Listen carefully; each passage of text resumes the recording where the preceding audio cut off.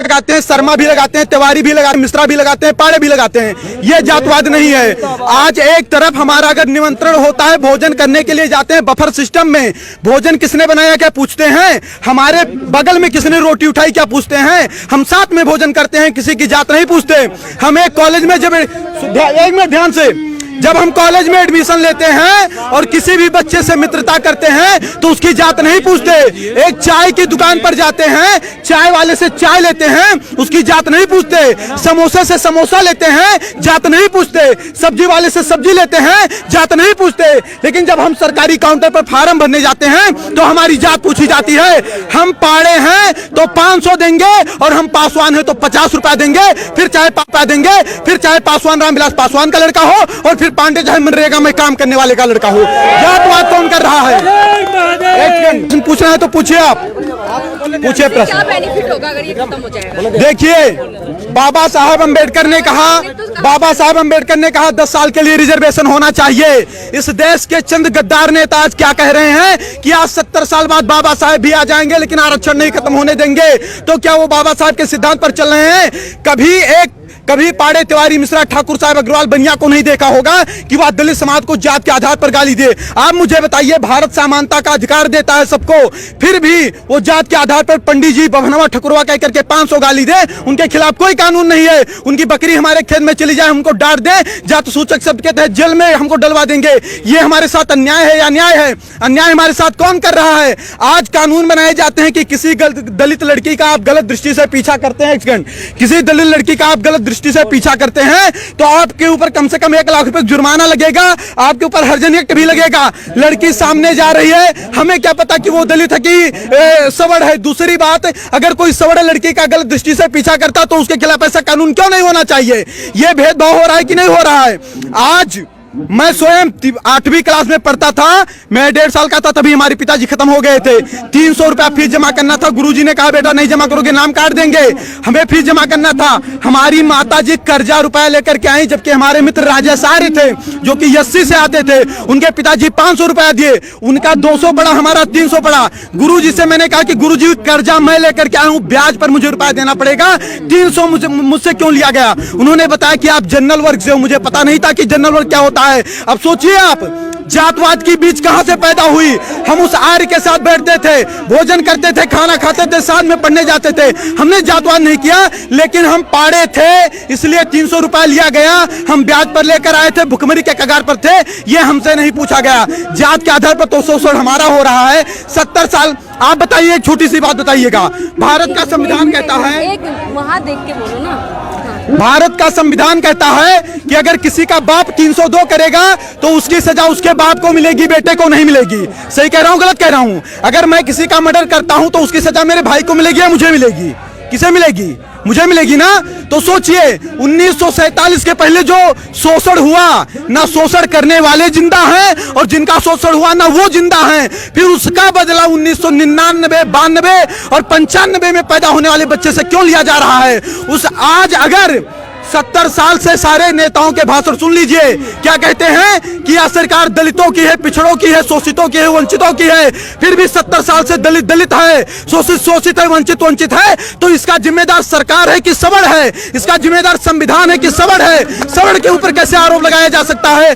हम नरेगा में काम करें, हम मजदूरी करें, हम ठेला लगाएं, लेकिन पंडित जी हैं इसलिए मुझे अच्छे स्कूल में एडमिशन नहीं मिलेगा, 90% लाकर मुझे फेल कर दिया जाएगा।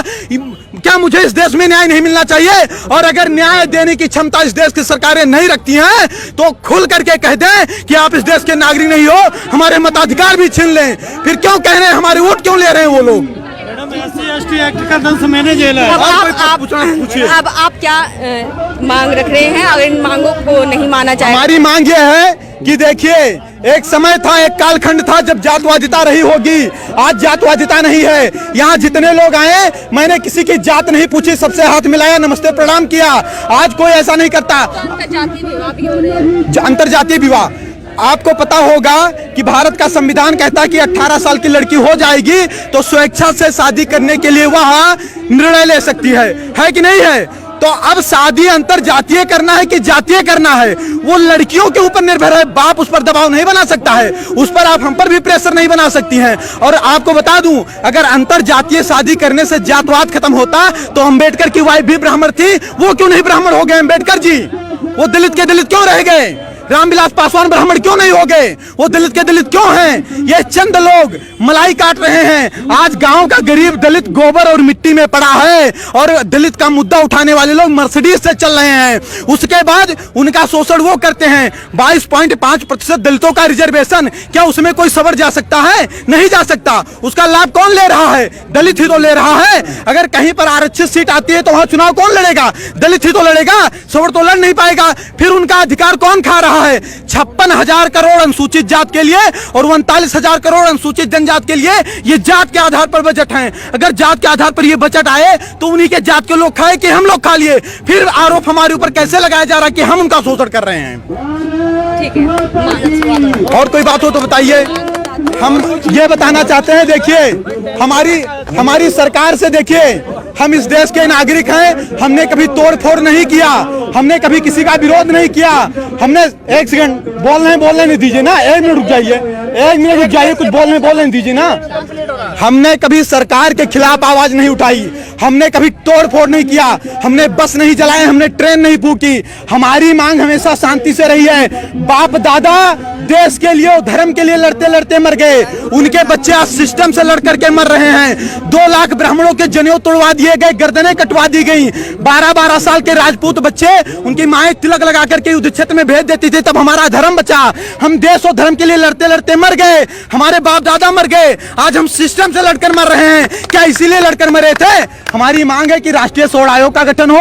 सभी में गरीबी होती है, जात के आधार पर आरक्षण न होकर आर्थिक आधार पर दीजिए और SC/ST एक्ट में जांच की व्यवस्था हो। क्योंकि अगर हमें अधिकार नहीं है जात सूचक शब्द के तहत किसी दलित को गाली देने की, तो किसी दलित को भी अधिकार नहीं होना चाहिए कि जात सूचक शब्द के तहत हमें गाली दें। बार बार कहते हैं 5000 वर्ष से शोषण किए हो, तुम यूरेशिया से आए हो, यूरेशिया चले जाओ। क्या इनके बाप का देश है? अगर इनके बाप का देश है तो मंगल पांडे जब गोली चला रहे थे तब कहां चले गए थे लोग?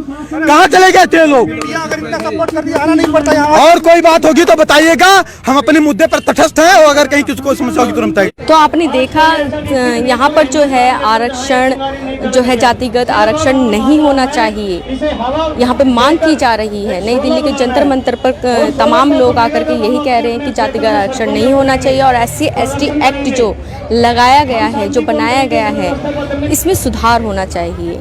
क्यों है कि इन सब चीज़ों को जो है सरकार इस पे सुनवाई करे, इस पे संज्ञान ले, जो ये मांग रहे हैं। और जेठेरी जी जो है रामलीला मैदान में उनका आमरण अनशन चलता रहेगा।